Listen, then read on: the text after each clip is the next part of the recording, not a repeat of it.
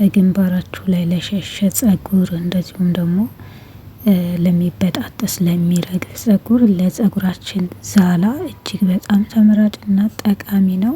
ጸጉራችሁ ዛላ እየተያያዘ ላስቸገራችሁ ይህንን የኮኮናት ኦይል መጠቀም ትችላላችሁ። በዚህ መልኩ ሰርታችሁ በጭቃ ቅባት ማለት ነው። እንደምታዩት ለሙድና የተከበራችሁ ቤተሰቦች እንዴት ናችሁ? ሰላም ናችሁ? እንኳን ወደ መንዞር ዩቲዩብ በሰላም መጣችሁ።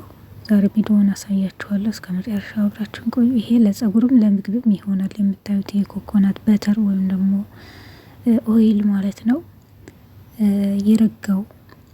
ያረጋውን መጠቀም ትችላላችሁ። የሚረጋው ነው። ይሄ ለጸጉርም ለምግብም ለገላም ለሰውነትም ይሆናል ነው የሚለው ከታች ጽሁፍ አለው። በተለያየ መልኩ ታገኙታላችሁ። አሰራሩን እንግዲህ በደንብ ከመጀመሪያው እስከ መጨረሻ አስረዳችኋለሁ። ለምን እንደሚጠቅመኝም ለእናንተም እንድትጠቀሙበት አስረዳችኋለሁ ማለት ነው። እስከ መጨረሻው አብራችሁን ቆዩ።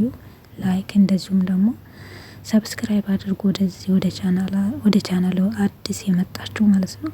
አመሰግናለሁ። እዚህ ጋር እንደ መጠናችሁ ነው የምትሰሩት። እኔ ቢያንስ 3 የሾርባ ማንኪያ የሚያክል ወይም ደግሞ ከዛ በታች ሊሆን ይችላል የምሰራው። መጠን እንደምትፈልጉት ነው። በትንሹ ነው የምሰራው። አነስ አድርጌ አላበዛም ማለት ነው። ቅባቱ እንግዲህ ሮዝመሪን ያው ለጸጉራችን እጅግ በጣም አሪፍ ነው። ለሳሳ ጸጉር ከግንባራችን ለሸሸ በተለያየ ቅባቶች ወይም ዘይቶች እንሰራዋለን። በኦሊቫ ይሰራል።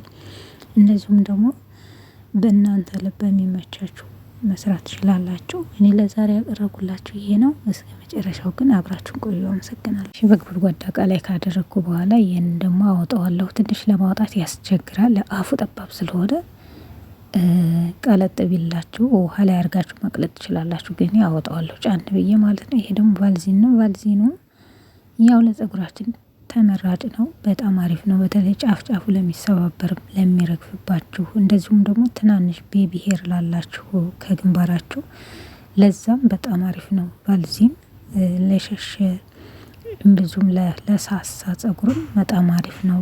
እንዳቀመቅም ያደርገዋል ማለት ነው። እና እንደምታዩት ነጭ ሆኖ ታዩታላችሁ።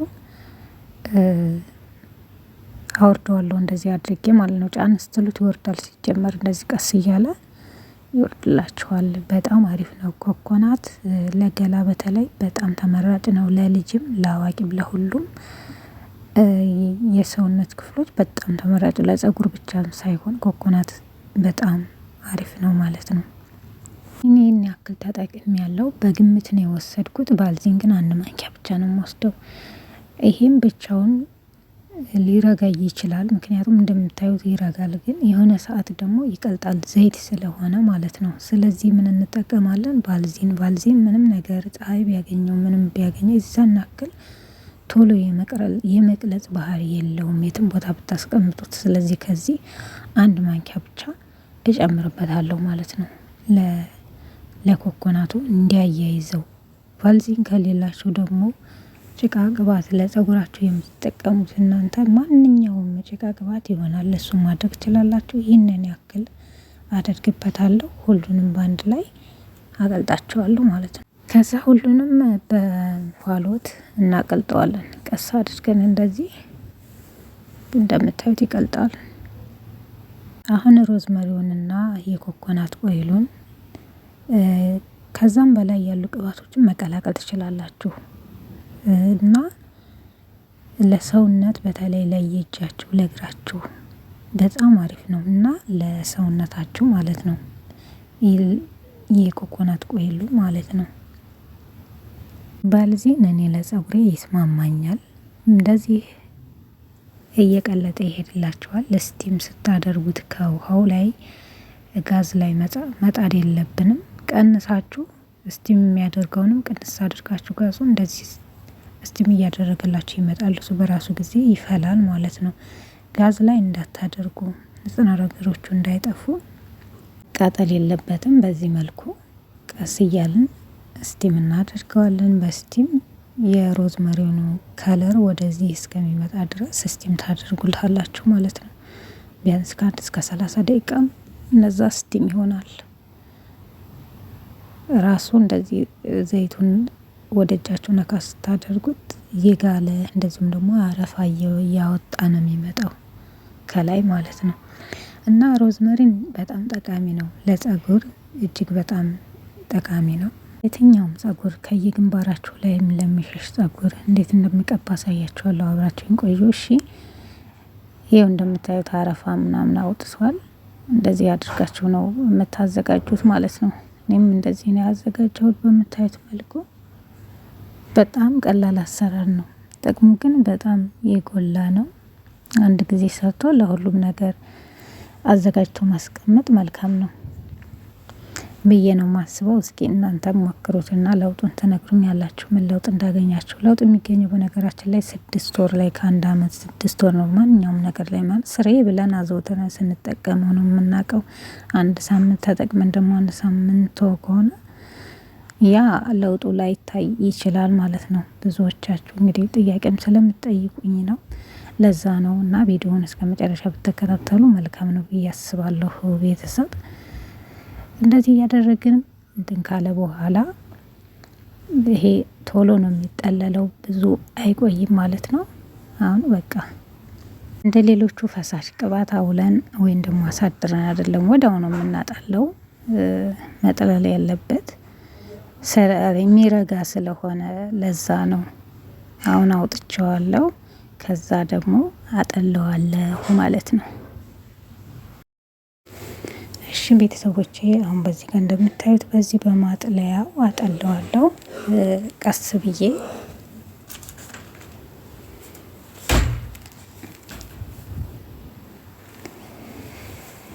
ትኩሱን ነው የምታጠሉት። አውጥታችሁ ታስቀምጡና እንዳይረጋ እዛው ስለሚረጋ ቶሎ ነው የሚረጋው። በ2 ሰዓት ላይ እንደዚህ ረግቶ ተጠቀሙታላችሁ። ጥቅም ላይ መዋል ይችላል ማለት ነው።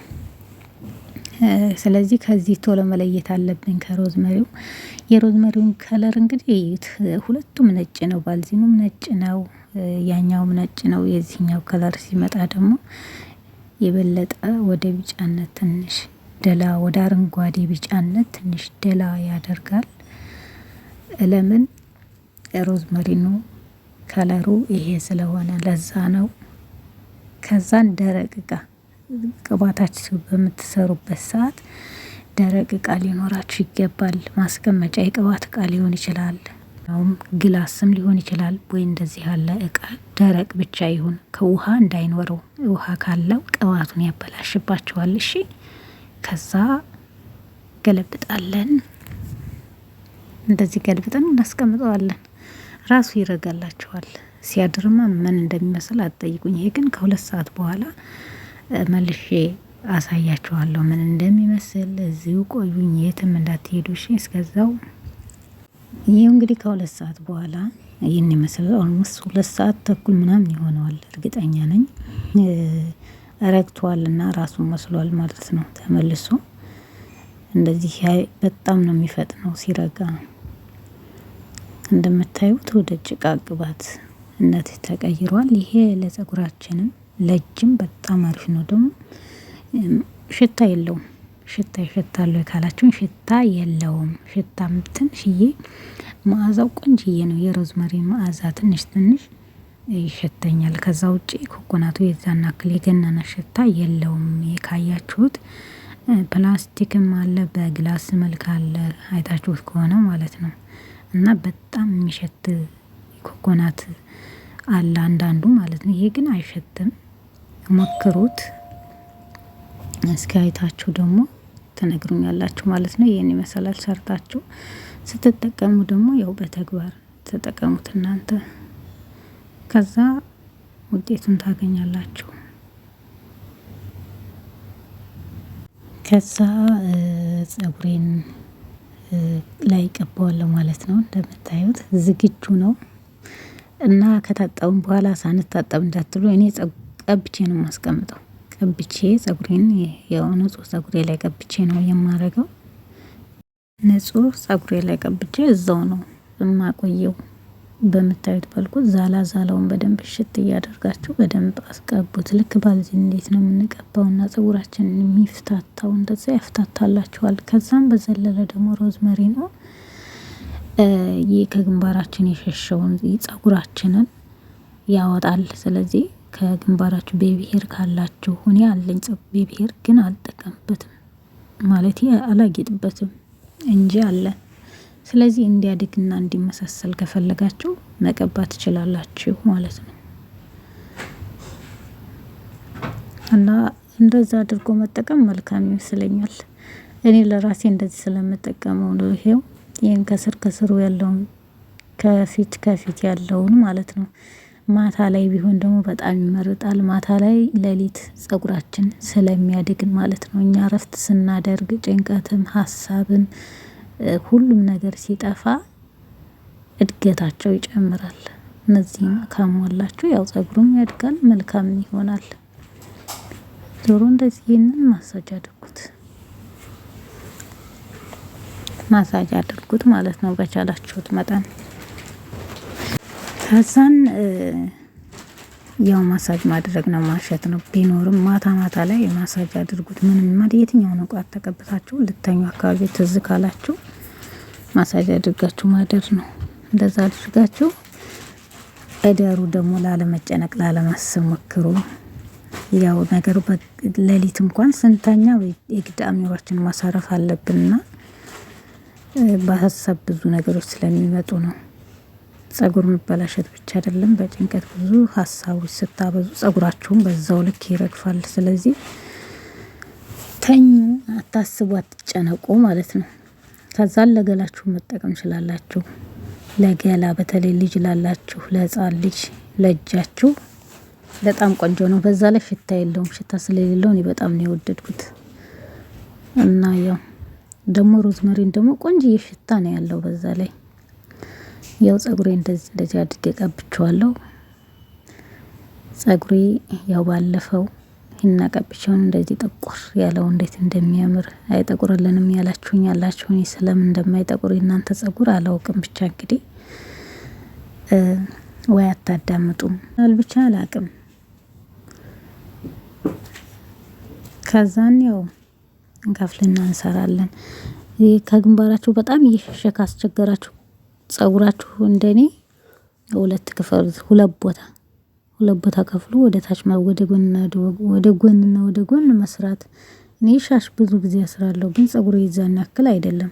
በእርግጥ እኔ በራነት ተፈጥሮ ነው እና ተፈጥሮ ነው። አንዳንድ ደግሞ በተፈጥሮ በራ ከሆነ አያድግም። በተፈጥሮ የሚያድግ ጸጉር ከሆነ ደግሞ አያድግም። አንዳንድ ጊዜ ጸጉራችንም ተፈጥሮ ነው። የኔ መካከለኛ ነው በነገራችን ላይ ማለት ነው። ብዙ ሰው የሚጠይቅ ጥያቄ ነው። እኔ ጋር ጸጉራችን ሁላችንም የተለያየ ነው በነገራችን ላይ ማለት ነው። እና ለዛ ነው ግን ስሩ። እንደዚህ አይነት ጸጉር ያላችሁ መስራት፣ ማንኛውም ጸጉር ቢሆን ሲሰራ ፋፍቶ ያድራል። አሪፍ ሆኖላችሁ ያድርላችኋል። በቃ እንደዚህ እየሰራችሁ መጠቀም ነው። እኔ ከተውኩት ጸጉሬ በጣም ነው የሚበጣጠሰው እና ጸጉሬ ከጨረስኩ በኋላ እጄንም እንደዚሁ። ቤተሰብ ስለተከታተላችሁኝ አመሰግናለሁ። ቻው።